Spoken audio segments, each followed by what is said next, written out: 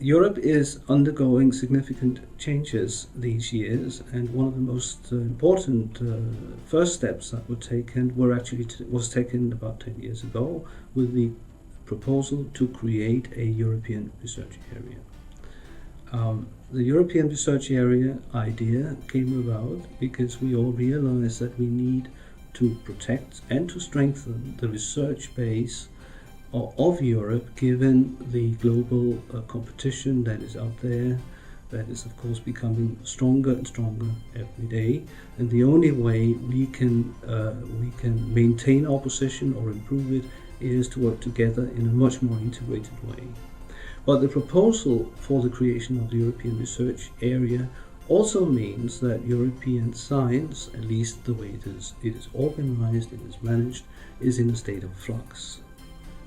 Now, organizations obviously need to engage in this process for at least two reasons. One reason is they have legitimate interests that they want to defend, but they can also introduce, of course, new ideas into this process. It is very important that this process is not just seen as a top-down political process, but as a process which really involves active scientists and their organizations in order to make this work as well as possible.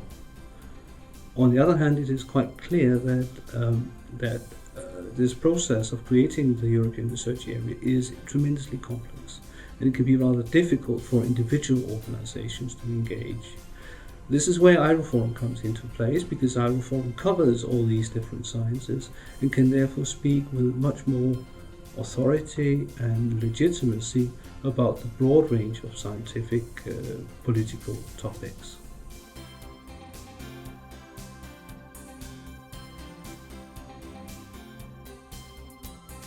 The framework program is, of course, the main funding instrument for research at European level, and it is very important for most of the EIROforum organizations.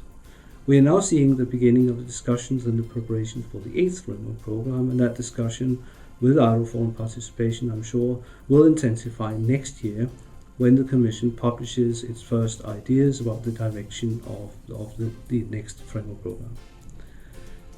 What is important to know, however, is that the 8th framework program, time-wise, will coincide with a number of other important political developments in Europe. The first one is the adoption of the Europe 2020 agenda, which succeeds the Lisbon process.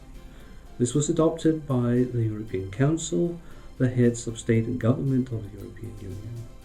The second proposal on the table is for the realization of an innovation union, which will last until 2020.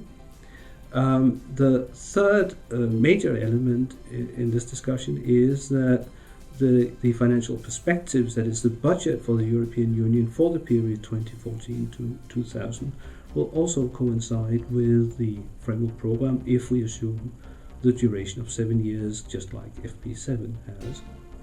And finally, all of this comes on the background of the adoption of the Lisbon Treaty that changes the ways that decisions are taken about European science policy issues.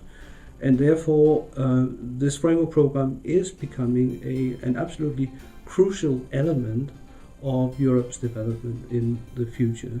And again, obviously, EIROforum must be engaged in this process because it is tremendously important to us, it is tremendously important to Europe, it is tremendously important to European science.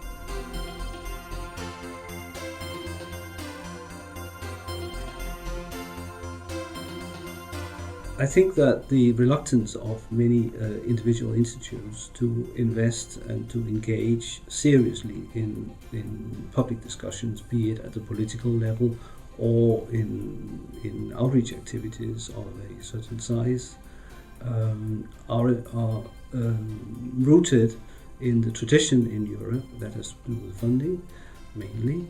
Namely, that science lives in splendid isolation from society, and on the other hand, society does not interfere with the way science is conducted. I think this is, and I think it has always been, an illusion on both sides, and I'm very, very concerned about this. It is simply not possible to imagine a modern democratic society that does not engage with science, and therefore it is also important that scientists engage much more and at a much deeper level with society at large.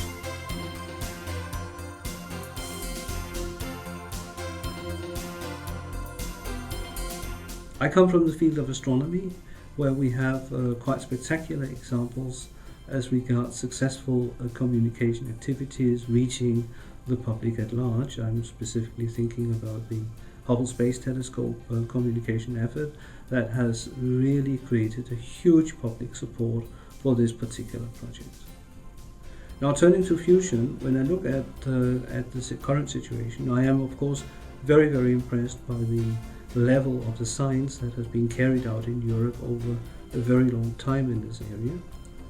I would also like to acknowledge the political support that has been given to fusion research, in particular in Europe, over many decades, which was not obvious because we have seen other regions where that maybe has not materialized in the same way. But I'm slightly more critical of the activities that has happened in the field of public communication.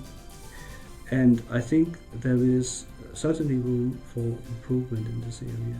And there I would like to point out that again today we have a situation that we should understand to use as a window of opportunity, and this is provided by the discussion about energy safety, energy security. It is also the discussion about climate that opens completely new chances for us and opportunities that we should seize to inform the public at large about the advantages and the promises of fusion energy in the future.